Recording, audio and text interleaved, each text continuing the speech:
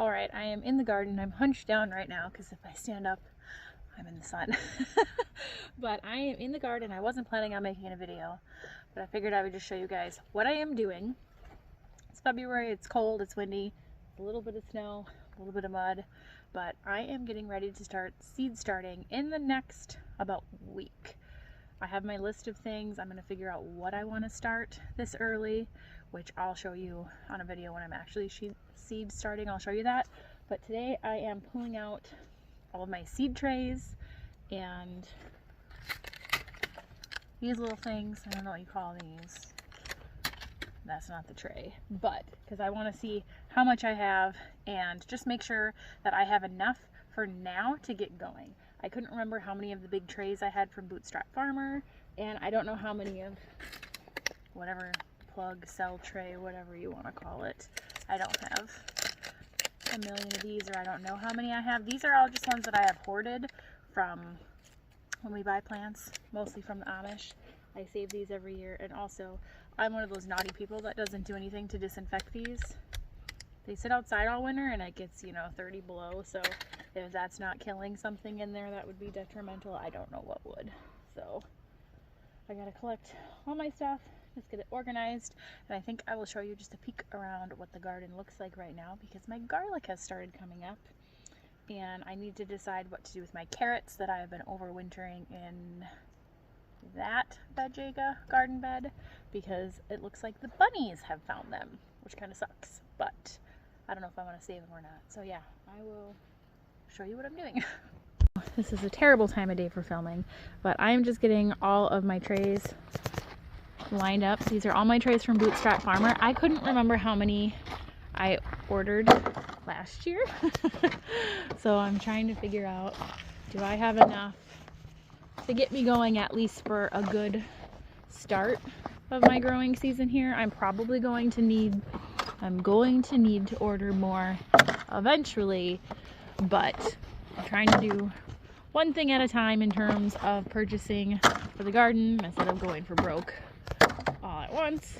So I'm gonna get all of these lined up, and then I'm going to put the little foul things in them to see if I have enough to fill all those. I'm going to need to find more of those or buy more or whatever. But yeah, basically I am doing inventory right now. I'll show you what I was talking about with my other plants quickly. So this one, I had some radishes in. See, the bunnies found poor radish. And then the kohlrabi they ate a while ago, and then there was leeks and some bunching onions in here. I'm kind of just experimenting and seeing what happens. Do they come back, especially after being chewed on all winter or not? I don't know. The carrots I know would come back, and they were doing good. And then they got lovely tops, which allowed the bunnies to find them. I have overwintered carrots before, but the main difference was there was a lot of snowpack, and they were covered, so critters couldn't find them. So you see there's a few, but honestly I shouldn't dig them up, because it's just going to allow the bunnies to find them even more. You can see, like, that carrot is rotting now. Yuck. But he's been chewed on, so go figure. So I don't know what I'm going to do with that. I don't know. Those carrots might be a bust at this point from getting chewed on. And then my garlic patch, I kind of expand my garlic every year, and usually in the fall I'll get little shoots from it. So I was kind of nervous because there's over 500 cloves planted this year, and not seeing anything in the fall, I was getting nervous, like, oh my gosh, am I gonna lose my biggest garlic patch ever? There's no way that I could financially buy that much seed garlic. I've been building this up for years and years and years, but it's just finally starting to sprout. Let me see if I can find one here. My little baby garlic. And I do have, you can see one in that variety. They're coming slowly but surely. So it's not necessarily great for them to be sprouting this early because we could get a super cold frost and then that top could die off and then it's wasted all that energy growing that. You can mulch your garlic, and I used to do that, and it is better for it because then it will protect it from wasting the energy of doing that. But I just kind of do what works for me now, and I don't want to bring hay in here. I do not bring mulch into this garden because I till it, so it just doesn't get mulched and covered in, and it does okay. Hi Odin and Max and chickens. It's windy, but it's a beautiful day out. So as you can see, I never cleaned up the tomato mess last fall. That'll be a spring thing. And then this is what we've got going on over here. This veggie bed that I did has really composted down quite a bit. So that's looking good. Hi Odin.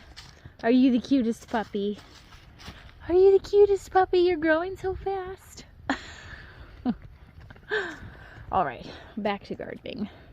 Okay, so I have 25 of these nice heavy-duty trays from Bootstrap Farmer, and clearly not enough of these little Borcel things to fill all of them, but these are pretty small, so you end up potting from these pretty quickly, especially with things like tomato and squashes and whatever, you know, the things that grow more quickly. They're just going to need more root space faster. So I don't really need enough of these to cover all 25 pans, and I do have quite the collection of bigger sizes. I've got cups like this, I've got a bunch of them in another bin, I've got square ones, so I may use a lot of these for some of the things that are going to be in pots for a long time before they come out.